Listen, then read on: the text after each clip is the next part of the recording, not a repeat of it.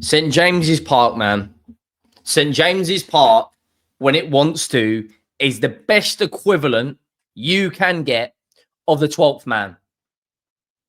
Literally, that stadium, I fear it like no other.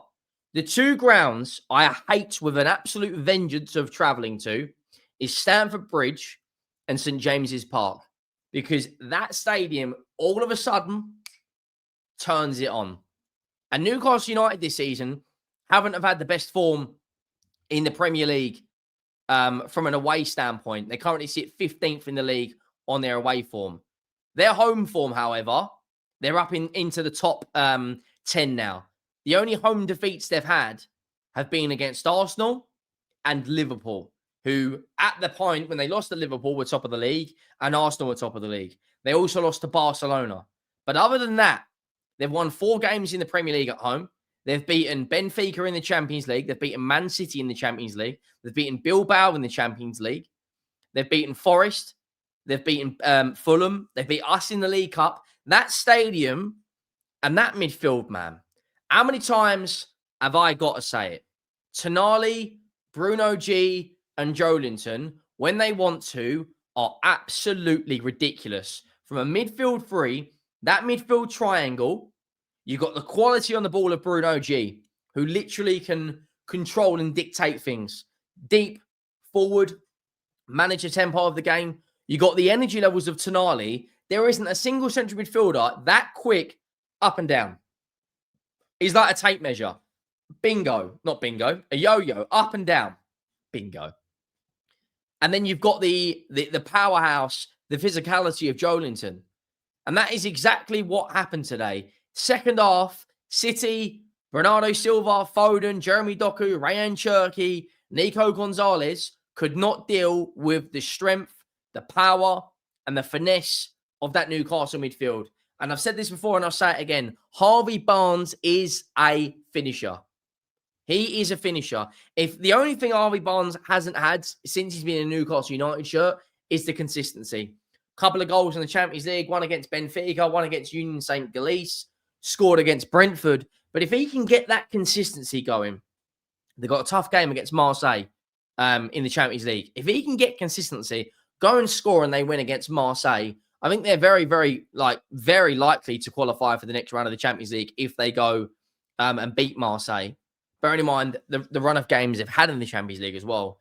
All of a sudden, like Newcastle, I'm not going to say Newcastle United are at this moment in time going to, go on a run of games and really kick on, but they should be doing that. There's quality in that squad. Everton away next in the Premier League, not an easy game, but then they play us, who 9 times out of 10 recently, they beat us. Then they've got Burnley, and then they've got the big one, which is Sunderland. In between that, they've got Marseille and Leverkusen away.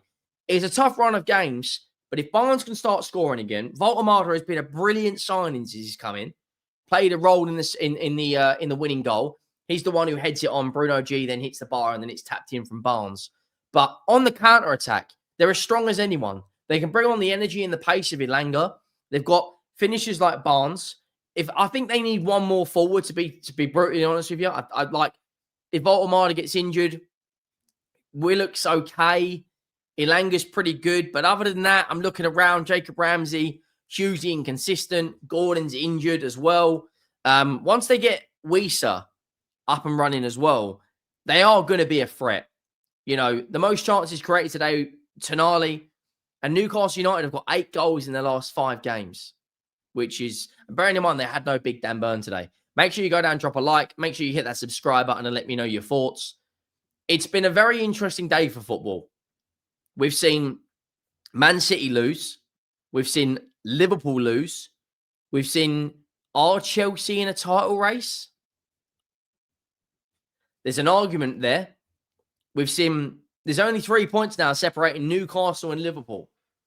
Only 3 points. And Liverpool have got West Ham, by the way. That is a team you never want to play when it comes down to playing at their ground when you need a win. That is a team you don't, because they're not the same. It's not the stadium, but West Ham just are these bogey team for a lot of teams. But St James's Park, I do think they need to start scoring a bit more goals because they are, the goal difference is still -2 and they've only scored 13, which is behind Palace, Brighton, Sunderland, us, Bournemouth, United. But I genuinely think Newcastle today in that second half were absolutely exceptional on the counter. And bearing in mind, they scored a few minutes later, City equalise for Ruben Dias, and then they score again. And I said this in my preview that I believe Eddie Howe is under pressure now, and he has to be. Newcastle are a big club. They're a really big football club who are playing Champions League football with a good squad. They can't be sitting where they are in the league right now, sitting in 14th. Win a couple of games, and all of a sudden you're in the top 4. I've not seen a Premier League season like this for a long, long time, where it's so congested in the middle. Like, Liverpool are in crisis right now, but they're only 2 points off a 4th. Let that sink in. Liverpool are in crisis, but they're only 2 points off a 4th. But they also could be 11 points away from Arsenal tomorrow. But this game, second half, I'm not going to be honest, I didn't get to watch majority of the first half, so I'm going to speak on the second half, which I did watch. Harvey Barnes, right? Harvey Barnes finishes. He finishes. He really, really does. Today, took the first goal really, really well. It's an excellent finish. It's another counter-attack, which, Newcastle make the breakthrough. St. James's Park goes wild, as it always does. They go 1-0 in front. After receiving possession, Barnes plays it out to Bruno G. Bruno G prods it back to Barnes, who then runs onto it, shoots clinically, into the bottom left corner and makes it 1-0. And at that point, I was like, right, we have got a game on our hands. City, been there, seen it and done it, a team that are more than capable of going out there and winning Premier League titles, bounce back. And it's an unlikely goal scorer. And the last goal that Ruben Dias got was actually at St. James's Park. And he makes it 1-1, deflects off of Cher, underneath through his legs, 15 yards out. He hits the volley, actually gets a decent connection on it. But it's a heavy deflection, takes the ball past Pope, and all of a sudden, it's game on. But then what do Newcastle do? They go down the other end, and they score. It was a lengthy VAR check, but the goal stood, and it deserved to stood. Bruno G, ball goes into the box from the left-hand side, from the right-hand side. Right-hand side? Left-hand side? I think it was the right-hand side. Woltemade heads it back across. Bruno G is running onto it. I believe he was actually getting fouled at the same time. Heads it off the crossbar. Falls to Barnes, who taps it into an empty net, and the goal was given. And just for the second time in 36 Premier League meetings with City, and the first, I think, was in 2019 when was it 36 meetings? I think 36 meetings or so. I see earlier that Newcastle have got more wins. The only team have got more wins against City in the last 36 meetings, I think, is us. I see a stat on Sky Sports, but you have to give credit to Newcastle. In terms of Man City, they are a little bit inconsistent. Win a couple of games, lose. Win a couple of games, lose. They've got Leeds next where you think, they should batter comfortably. There is a huge game next weekend as well. Chelsea do play Arsenal. But for Newcastle United, I think they have to go out there on Tuesday, get minimum of a point, and then they've either got to beat Leverkusen or Marseille. They have to win one of those games. I know Marseille is going to be tough, man, that atmosphere. But as it stands, they're in the top 8 of the Champions League. They're into the next round of the League Cup. And their record in the League Cup, by the way, is absolutely extraordinary. They've only conceded 2 in the Champions League, which is one of the best defense out there. +8 goal difference, which is the 4th best. There's a lot of things to be positive about. They just need to get that consistency in the Premier League. For City, though, I'm not going to lie. After watching them beat Swansea, Bournemouth, Dortmund, Liverpool, I thought they'd go to St. James's Park and I thought they'd win.